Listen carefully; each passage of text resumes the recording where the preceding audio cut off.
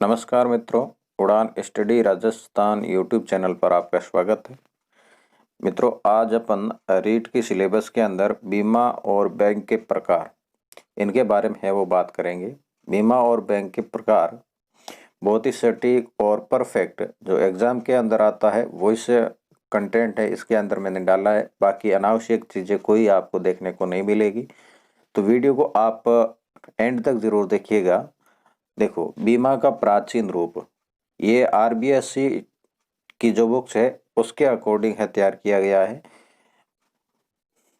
प्राचीन काल में राजा महाराजाओं व बड़े व्यवसायों द्वारा अपने यहाँ कार्य करने वाले कार्मिकों की सुरक्षा हेतु उनके कार्य के दौरान अपाहिज, मृत्यु, बुजुर्ग अवस्था पर संबंधित परिवार के पालन पोषण एवं परिजनों को नियुक्त व आर्थिक संबल प्रदान करना, ये बीमा का क्या था? प्राचीन रूप था।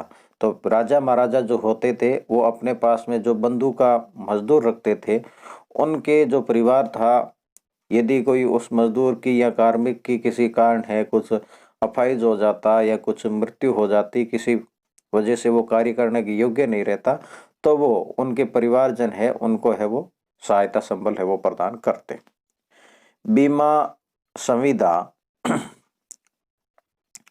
किस सिद्धांत पर कार्य करता है? यदि ये आ जाता है तो परम सद्विश्वास के सिद्धांत पर है बीमा संविदा है कार्य करता है। परिभाषाएं, बीमा की परिभाषाएं क्या है? न्यायमूर्ति टिंडल ने है क्या परिभाषा दी है? सबसे उचित परिभाषा ये है, बीमा एक अनुबंध है जिसके अंतर्गत बीमित बीमाकर्ता को एक निश्चित अंशदान एक निश्चित घटना के घटित होने की जोखिम उठाने के प्रतिफल के रूप में देता है। बीमा एक क्या है? अनुबंध है जिसके अंतर्गत बीमित जो होता है, ठीक है ना, बीमित मतलब जो बीमा करवाता है, बीमाकर्ता को एक निश्चित अंशदान एक निश्चित घटना के फिक्स है वो अंशदान देता है और निश्चित घटना के घटित होने की जोखिम उठाने के प्रतिरूप में है वो देता है। विलियम बेवरीज क्या कहते हैं? बीमा जोखिमों के सामूहिक वहन को कहते हैं। बीमा किसे कहते हैं? जोखिमों के सामूहिक वहन को कहते हैं। बीमा की विशेषताएं, ये थोड़ा इंपॉर्टेंट है, पूरी विशेषताएं आप जरूर देखिएगा, इनमें से ही आपके क्वेश्चन है उठने की संभावना है। बीमा एक अनुबंध है। अनुबंध का अर्थ क्या हुआ? मतलब प्रोमिज है, निश्चित धनराशि का भुगतान करने का है वो वचन देना, ठीक है ना, प्रोमिज करता है। बीमा एक अनुबंध है। क्षतिपूर्ति का साधन है। संकट से होने वाली आर्थिक हानि का प्रतिकार या क्षतिपूर्ति करने का एक प्रभावी साधन क्या है? बीमा है। अब देखो, क्षतिपूर्ति है, जीवन बीमा पर लागू ये सिद्धांत नहीं होता है। क्षतिपूर्ति का जो सिद्धांत है ये है जीवन बीमा पर लागू नहीं होता है, क्योंकि जीवन क्या है? जीवन को है मूल्य या मौद्रिक रूप में है आंका नहीं जाता है, ठीक है ना, इसका मूल्य मौद्रिक रूप में नहीं होता है, इसकी क्षतिपूर्ति है भी नहीं की जा सकती है, क्योंकि जीवन का कोई मूल्य नहीं आंका जा सकता है। इस कारण जीवन बीमा को छोड़कर क्षतिपूर्ति का जो सिद्धांत है वो सभी बीमा पर लागू होता है। ऐसा भी आ सकता है, निम्न में से कौन से बीमा पर क्षतिपूर्ति का सिद्धांत है वो लागू नहीं होता है? तो जीवन बीमा पे नहीं। निश्चित सिद्धांतों पर आधारित बीमा है वो निश्चित सिद्धांत पर होता है। कौन कौन से सिद्धांत है? परम सद्विश्वास का सिद्धांत, अभी अपन ने बात की थी। बीमा योग्य हित का सिद्धांत, ठीक है ना। सहकारिता का सिद्धांत, सहकारिता क्या होती है? एक सबके लिए सब एक के लिए, आश्वासन सिद्धांत और अंशदान का सिद्धांत। बीमा एक प्रक्रिया है। बीमा है क्या है? एक प्रक्रिया है, इसमें बीमा कंपनी निश्चितता स्थापित करती है, ठीक है ना। क्या किया जाएगा क्या नहीं किया जाएगा, पॉलिसी है वो निर्धारित होती है। बीमा एक बचत की भावना, प्रीमियम का भुगतान की अनिवार्यता पर बचत है। देखो, बचत कब होगी? फिक्स प्रीमियम होता है और प्रीमियम की अनिवार्यता मतलब जो प्रीमियम है वो फिक्स है, वहां बीमाकर्ता के पास में जमा हो जाता है, तो उनके बदले है लाभ की है वो भावना रहती है, बचत की भावना रहती है। बीमा जुआ व दान से पृथक है। बीमा न तो जुआ है और न ही दान है। दान क्यों नहीं है? क्योंकि प्रीमियम के बदले दिया जा रहा है, मतलब बिल्कुल फोगट का है वो बीमा है वो नहीं देते हैं। सहकारिता की भावना है, एक सबके लिए और सब एक के लिए। सहकारिता मतलब बीमा क्या है? एक सबके लिए और सब एक के लिए। विभिन्न तत्वों का समावेश, बीमा में कौन कौन से तत्व है वो समावेश होते हैं? तो बीमा करता होता है, बीमित होता है, बीमा पॉलिसी या शर्तें होती, प्रीमियम। मतलब ये सारे जो वर्ड है इसको मैंने आगे परिभाषित किया है, वो आप इसलिए एंड तक जरूर देखना है आपको। मित्रों, यदि आपको ये पीडीएफ चाहिए, मतलब ये जो नोट्स में जो भी वीडियोज के अंदर यूज करता हूँ, तो आप मेरा टेलीग्राम चैनल है वो ज्वाइन कर लेना। वो भी उड़ान स्टडी राजस्थान के नाम से है, वहाँ आप सर्च करोगे तो जरूर है आपको मिल जाएगा, और वहाँ आकर आप ज्वाइन कर सकते हैं और ये नोट्स प्राप्त कर सकते हैं। बीमा जोखिमों के लिए होता है। देखो, शुद्ध जोखिमों के लिए बीमा है वो शुद्ध जोखिमों के लिए होता है। वे जोखिम है जिनमें केवल हानि होने की संभावना होती हो, लाभ नहीं हो, वो है वो शुद्ध जोखिम होगी, और उन्हीं पे ही बीमा होता है। अब देखो, मृत्यु है, दुर्घटना है, अग्नि है, लाभ के लिए कभी भी बीमा है वो नहीं होता है। ठीक है ना, ये इतना आपको ध्यान रखना है। बीमा जुआ और दान नहीं है, घटना के घटित होने पर भुगतान होता है। या तो देखो, एक जीवन बीमा एक ऐसा है जिसको करवाने पर जो टाइम फिक्स होता है, जितने समय के लिए करवाता है, वो समय पूरे होने पर है राशि है वो तुरंत है वो वापिस है बीमाकर्ता को, बीमित को है वो दे दी जाती है।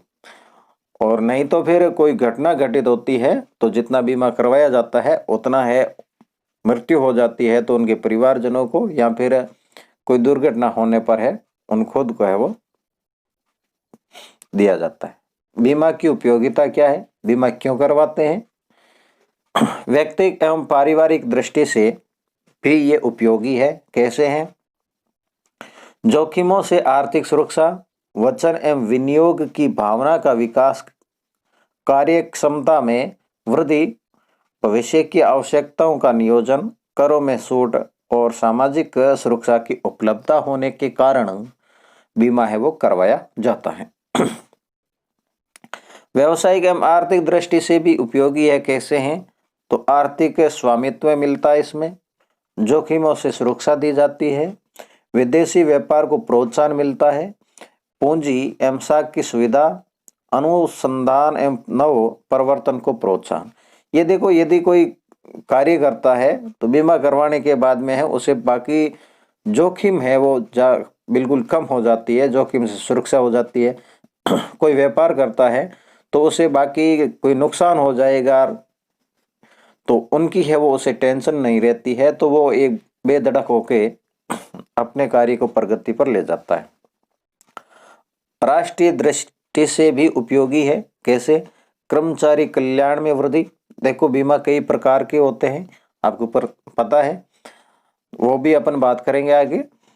तो कर्मचारी कल्याण में वृद्धि होती है, पूंजी की अनुकूलतम उपयोग, ठीक है ना, अनुकूल उपयोग होता है। राष्ट्रीय बचत में वृद्धि, देखो ये भी आ सकता है, राष्ट्रीय बचत में बीमा क्या राष्ट्रीय बचत में वृद्धि करता है, इस प्रकार का यदि कोई क्वेश्चन आ जाता है। राष्ट्रीय आय में वृद्धि, बीमा राष्ट्रीय आय में भी वृद्धि करता है। विदेशी व्यापार में सहायक, मुद्रास्फीति पर नियंत्रण। सामाजिक दृष्टि से उपयोगिता है, शिक्षा को बढ़ावा देता है, आधारभूत सुविधाओं के विस्तार में योगदान, जोखिमों का विभाजन, पारिवारिक जीवन में स्थिरता एवं खुशहाली, रोजगार के अवसरों में वृद्धि। अब बीमा की कुछ इंपॉर्टेंट ग्लोजरी है। बीमा करता कौन होता है? वह संस्था जो बीमा करती है, सपोज दैट LIC, ठीक है ना। बीमा करता कौन है? जो बीमा, वह संस्था जो बीमा करती है। प्रीमियम क्या होता है? तो बीमित द्वारा बीमाकर्ता को दिया जाने वाला जो अंशदान होता है, जो सीधी सी कह सकते हैं किस्तें जो होती है, वो क्या होते हैं? प्रीमियम होता है। बीमित बीमा करवाने वाला जो व्यक्ति, संस्था या वस्तु जो होती है, ठीक है ना, जिस पर बीमा किया जाता है, उसे क्या कहते हैं? बीमित। बीमा राशि बीमा अनुबंध द्वारा निर्धारित अधिकतम राशि जिसको प्राप्त की जानी है, ठीक है ना। बीमा अनुबंध होता है, उसमें जो राशि निर्धारित की जाती है उसे बीमा राशि कहते हैं। बीमा की विषय वस्तु, जिस संपत्ति जीवन का बीमा करवाया जाता है। मान लो कि मैंने कोई बाइक पर से खरीदी है, ठीक है ना, बाइक खरीदी है और बाइक मैंने है बीमा करवा दिया है, और जो मैं ये जो बाइक है वो तो क्या होगी? बीमा की वस्तु होगी। बाइक के लिए मैंने टोटल जो बाइक का बीमा हुआ है वो बीमा राशि हो जाएगी। और बाइक के लिए जितना, मान लो मैंने 50,000 का बीमा करवा दिया और बाइक पर मंथ है मैं 8,000 है पे कर रहा हूं, तो ये 8,000 जो है प्रीमियम हो जाएगा। और बीमा करता है मतलब बाइक के प्रति जिसने बीमा किया है वो क्या हो जाएगा? बीमा करता हो जाएगा, ठीक है। बीमा के प्रकार, बीमा है वो कितने प्रकार का होता है, ठीक है। बीमा है मित्रों, जीवन बीमा और साधारण बीमा, मुख्यतः दो प्रकार के होते हैं। बीमा है वो कितने प्रकार का है? दो प्रकार का, जीवन बीमा और साधारण बीमा। अब साधारण बीमा में कौन कौन से है? अग्नि बीमा, मतलब अग्नि से ऐसे उद्योग धंधे जिससे अग्नि से कोई क्षति पहुंच जाती है तो वो है, मतलब उनको संभावना होती है, वो बीमा करवाते हैं, तो अग्नि बीमा होगा। समुद्री जहाजों वगैरह की प्रति बीमा, सामाजिक बीमा, और अन्य बीमा और भी है। देखो, चोरी के विरुद्ध बीमा, पशुओं का बीमा, फसल बीमा, खेल बीमा, स्वास्थ्य बीमा, वाहन बीमा और राजेश्वरी महिला कल्याण बीमा, मतलब ये छोटे छोटे कई जो बीमा हैं करवाए जाते हैं, वो सभी बीमा है वो इसके अंतर्गत आएगा।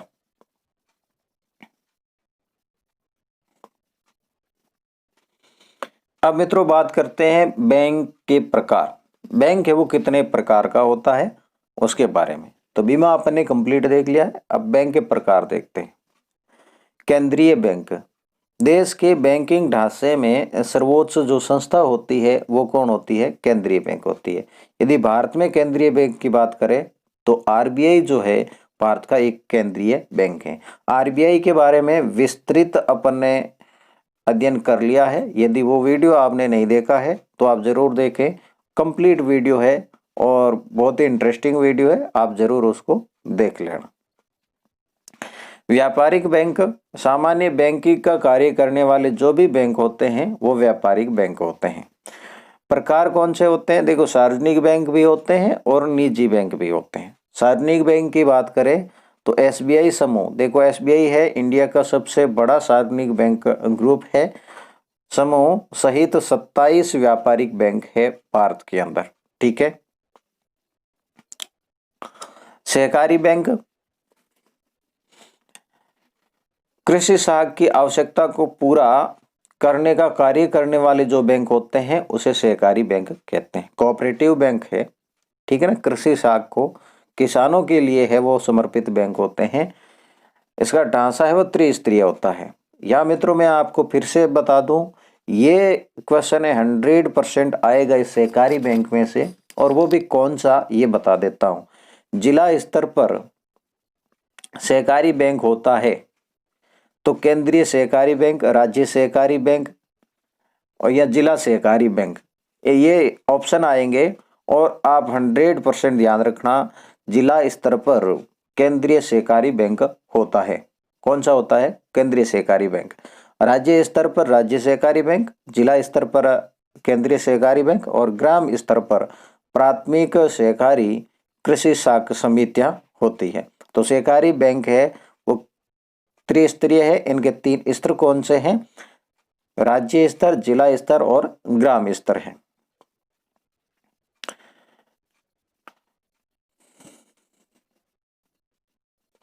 औद्योगिक विकास बैंक उद्योगों के आधारभूत ढांचे के विकास के लिए दीर्घकालीन व आसान शर्तों पर ऋण उपलब्ध करवाने वाले जो बैंक होते हैं, उद्योगों के लिए जो ऋण उपलब्ध करवाते हैं वो है औद्योगिक विकास बैंक होते हैं। भारतीय औद्योगिक विकास बैंक 1967 भी है। अब ये इनके है वो अधिनियम कौन कौन से हैं, तो भारतीय औद्योगिक वित्त निगम 1948 है, औद्योगिक बैंक के रूप में कार्य करता है। भारतीय औद्योगिक साख एवं विनियोग निगम 1955 में बना था, वो भी काम करता है। और भारतीय औद्योगिक विकास बैंक 1964 से काम कर रहा है। भारतीय औद्योगिक पुनर्निर्माण बैंक तथा राज्य स्तर पर राज्य वित्त निगम कार्यरत हैं। राज्य स्तर पर औद्योगिक विकास बैंक कौन सा है, औद्योगिक विकास बैंक के रूप में काम कौन कर रहा है, तो राज्य वित्त निगम कर रहा है। ये आप और नोटिस करोगे। क्षेत्रीय ग्रामीण बैंक ग्रामीण क्षेत्रों में साख आपूर्ति की समुचित व्यवस्था हेतु स्थापित जो बैंक होते हैं वो क्षेत्रीय ग्रामीण बैंक है। क्षेत्रीय ग्रामीण बैंक की स्थापना है 2 अक्टूबर 1975 को हुई थी। और वर्तमान में 10th बुक के अनुसार मैं बता रहा हूँ, वर्तमान में 516 जिलों में 196 क्षेत्रीय ग्रामीण बैंकों की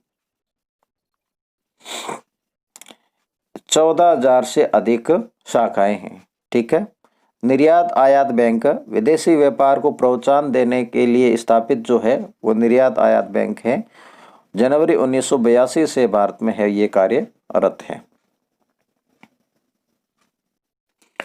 अब 7वें नंबर पर मित्रों बैंक के प्रकार में देश में बिक्री हुई विनियोग बैंक है। देश में बिक्री हुई बचतों को एकत्र कर उसका लाभप्रद विनियोग करना विनियोग बैंक है वो। ठीक है। जैसे LIC है जो भी बीमा करती है, यूनिट ट्रस्ट ऑफ इंडिया है, म्यूचुअल फंड है, ये सारी है वो क्या है, विनियोग बैंक है। ठीक है। बचत बैंक भारत में ये व्यापारिक बैंक है जो भी वो बचत बैंक के रूप में कार्य कर रही है। अंतर्राष्ट्रीय बैंक क्या है, तो 1944 में स्थापित अंतर्राष्ट्रीय पुनर्निर्माण एवं विकास बैंक है वो अंतर्राष्ट्रीय बैंक है। क्या है, अंतर्राष्ट्रीय पुनर्निर्माण एवं विकास बैंक। इनकी सहायक संस्थाएं दो है, अंतर्राष्ट्रीय विकास संघ और अंतर्राष्ट्रीय वित्त निगम। फिर है देशी या अनौपचारिक बैंकर्स। अब देशी और अनौपचारिक जो मतलब प्राचीन काल में जो लोग है साहूकारों से है ऋण लेते थे वो देशी या अनौपचारिक बैंकर्स के रूप में है। जैसे महाजन हुए, साहूकार हुए, सर्राफ हुए, ये है देशी बैंकर्स है। अब अनुचित बैंक भी आ सकता है। अनुचित बैंक कौन होगा, तो RBI एक्ट 1934 के तहत स्थापित व RBI की अनुसूची 2 में जो शामिल है वो अनुचित बैंक है। ठीक है, सॉरी नहीं, अनुसूचित नहीं है, अनुसूचित बैंक है। ठीक है, सॉरी, फिर से देख लें आप, ये अनुसूचित बैंक है। अनुसूचित बैंक कौन से होंगे, RBI एक्ट 1934 के तहत स्थापित। RBI एक्ट अपने RBI पढ़ा था उसमें देखा है। और RBI की अनुसूची 2 में शामिल जो बैंक है वो अनुसूचित बैंक है। ठीक है, तो ये था मित्रों अपने बैंक के प्रकार और बीमा। ठीक है, वीडियो मेरे हिसाब से 100% मैंने कोशिश करके दिया है। और अच्छा लगा है तो लाइक और अपने दोस्तों के साथ में शेयर है वो जरूर करना। मित्रों सब्सक्राइब है आप कर लो, और इस पर मैं सारे वीडियो है वो अपलोड करूंगा नए सिलेबस वाले। ठीक है, मिलते हैं नेक्स्ट वीडियो में, तब तक के लिए धन्यवाद।